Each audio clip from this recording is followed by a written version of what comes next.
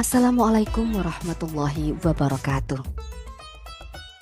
Alhamdulillah, nahmaduhu wa nasta'inuhu wa nastaghfiruh wa na'udzu billahi min syururi anfusina wa min sayyiati a'malina. May yahdihillahu fala mudhillalah wa may yudlilhu fala hadiyalah. Asyhadu an la ilaha illallah wahdahu la syarikalah wa asyhadu anna Muhammadan abduhu wa rasuluh. Rabbi shrah li sadri wa yassir li amri wahlul 'uqdatam min lisani yafqahu qawli. Pemirsa yang budiman, alhamdulillah kita bertemu kembali di channel ini untuk membahas tafsir dari Quran Surat Ali Imran dari kitab Tajul Muslimin. Kemarin kita sudah membahas sampai dengan ayat 3 dan 4, tapi masih belum tuntas. Masih ingat apa yang kita bahas terakhir? Ya, percakapan antara dua orang dari rombongan Najron, Kristen Najron, yang akan menghadap Nabi Muhammad, akan tetapi di tengah jalan salah satu dari mereka yaitu Abu Harithah yang menunggangi bigolnya terpeleset. Kemudian Kurzin bin Alqamah saudaranya mengumpat, "Celaka Muhammad." Abu Harithah kemudian memarahinya, "Kenapa kamu mengumpat seperti itu? Celaka ibumu." Bahkan Abu Harithah mengatakan hal tersebut kepada Kurzin dan Kurzin heran. "Kok kamu memarahi saya?" gitu ya. "Kenapa kamu mengumpat seperti itu?" Kemudian Abu Harithah berkata bahwa sesungguhnya Muhammad adalah Nabi Allah yang kita tunggu-tunggu. Kurzin tambah bingung. "Nah, kamu punya pemahaman seperti itu? Kok tidak kunjung beriman kepada Muhammad?" Abu Harithah menjawab, "Ternyata ada udang di balik batu. Kalau dia beriman kepada Muhammad, maka apa yang sudah diberikan oleh para raja Rum kepada dia, yaitu berupa harta, kemuliaan, pastinya akan ditarik kembali." Jadi Abu Harithah takut kehilangan itu semua. Kurzin mengerti, namun dia hanya menyimpannya di dalam hati. Lalu bagaimana kelanjutan kisahnya? Mari kita simak kembali terjemahan dari kitab Tajul Muslimin berikut ini. Kita mulai dari sini.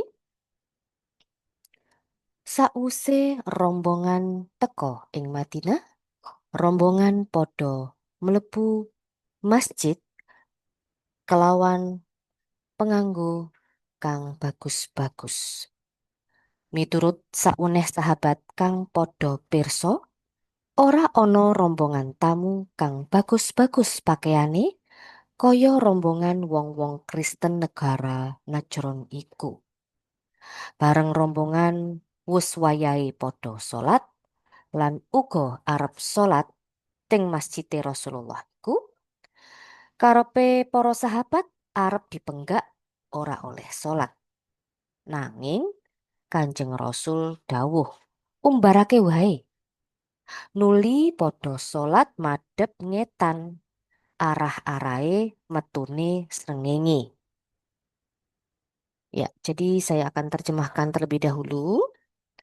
Setelah rombongan sampai di Madinah, rombongan masuk masjid dengan mengenakan pakaian yang bagus-bagus. Menurut seorang sahabat yang melihatnya, tidak ada rombongan tamu yang bagus-bagus pakaiannya seperti rombongan orang-orang Kristen negara Najran itu. Setelah rombongan sudah waktunya sholat, dan tampaknya mereka juga mau ikut sholat di masjidnya Rasulullah, para sahabat ini bermaksud ingin mencegah sebetulnya. Mereka tidak diperbolehkan sholat. Namun Rasulullah bersabda, "Sudah biarkan saja." Kemudian mereka pun sholat menghadap timur, ya, arah terbitnya matahari. Sawuse rampung rombongan sholat coro Kristen, nuli podo ngadep Rasulullah dipimpin wong telu ngarep mau. Jadi setelah mereka selesai menjalankan sholat cara Kristen, mereka pun menghadap Rasulullah dengan dipimpin oleh 3 orang tadi.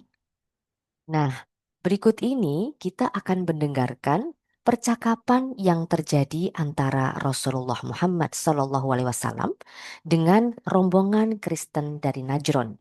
Tidak dijelaskan siapa yang berbicara dari rombongan ini, mungkin hanya perwakilannya saja. Akan tetapi kita akan melihat nanti percakapannya cukup panjang yang terjadi antara Rasulullah dan rombongan ini. Jadi tidak usah bosan ya. Tapi sebelumnya jangan lupa untuk subscribe channel saya dan like serta share. Rombongan. Kita nekatake yen Isa iku Allah, krana bisa nguripake wong-wong mati, lan bisa marasake kabeh penyakit, lan aweh-aweh katrangan-katrangan gandeng karo kahanan kang samar, bisa gawe manuk saking lempung. Hai Muhammad, kita nekatake yen Isa iku nomor telune pangeran telu. Krana Isa iku yen ngendika dawuh fa'alna atawa kulna. Tembung mengkono iku mesti diucapake atas namane wong akeh luwih saka siji. Oke, saya akan terjemahkan ya. Jadi, ini perkataan dari rombongan. Kita meyakini bahwa Isa itu Allah karena bisa menghidupkan orang-orang mati dan bisa menyembuhkan semua penyakit dan memberi keterangan-keterangan yang terkait dengan keadaan yang samar atau gaib. Bisa membuat burung dari tanah liat. Hai Muhammad, kita meyakini bahwa Isa adalah nomor 3 dari 3 Tuhan. Karena Isa itu kalau berbicara fa'alna atau kulna. Kata itu pasti diucapkan atas namanya orang banyak yang lebih dari satu. Jadi ini tadi adalah perkataan dari perwakilan rombongan. Kemudian apa kata Rasulullah? Nah ini Rasulullah. Kanjeng Rasulullah dawuh. Podo mlebu agama Islam. Kemudian rombongan ini menjawab. Kita kabeh wis manjing Islam sadurunge sampeyan perintah. Kemudian Kanjeng Rasul goroh kang nyegati sira mlebu agama Islam yaiku iktikat nira yen Allah kagungan putra. Iku ora mungkin ing akal. Saya lanjutkan terlebih dahulu karena ini percakapannya cukup panjang ya. Rombongan. Yen Isa dudu putrane Allah, banjur Bapak Isa. Nah, Kanjeng Rasul menjawab lagi. Sira temtu ngerti yen saben-saben anak iku temtu nerupane bapak. Iya apa ora? Rombongan menjawab, yo mesti nerupane bapak. Kanjeng Rasul, sira mesti ngerti yen pangeranira iku gesang lan ora bakal mati. Lan Isa mesti rusak. Iya apa ora? Kemudian rombongan menjawab, iya bener. Kanjeng Rasul pun berkata kembali, sira mesti ngerti yen pangeran kita iku ngurus sakabehe makhluk lan maringi rizki. Ya apa ora? Kemudian rombongan menjawab kembali, yo bener. Kemudian Kanjeng Rasul, opo Isa melu wayah rizki lan ngrekso makhluk? Kemudian rombongan menjawab, ora melu wayah rizki lan ora melu ngrekso makhluk. Baik, kita lanjutkan kembali dengan menerjemahkan apa yang tadi sudah kita baca. Rasulullah bersabda, pada masuklah ke agama Islam.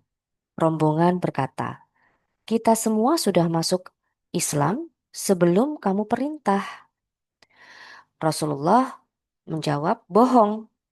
Yang mencegah kalian masuk agama Islam yaitu iktikat kamu bahwa Allah punya anak. ya. Dan itu suatu yang tidak masuk akal.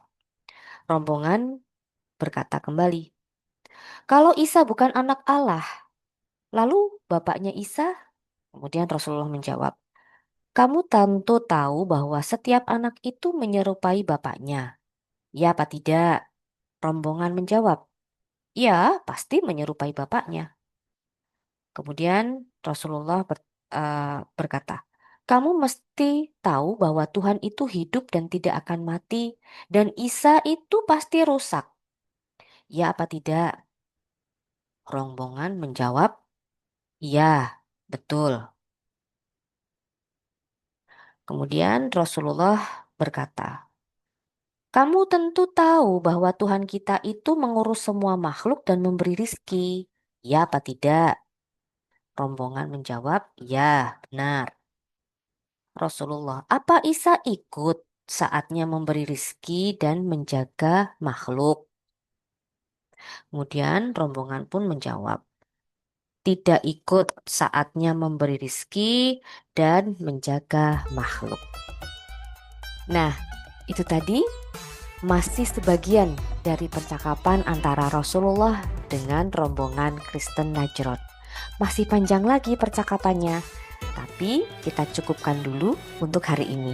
Insya Allah kita akan lanjut di part selanjutnya. Terima kasih.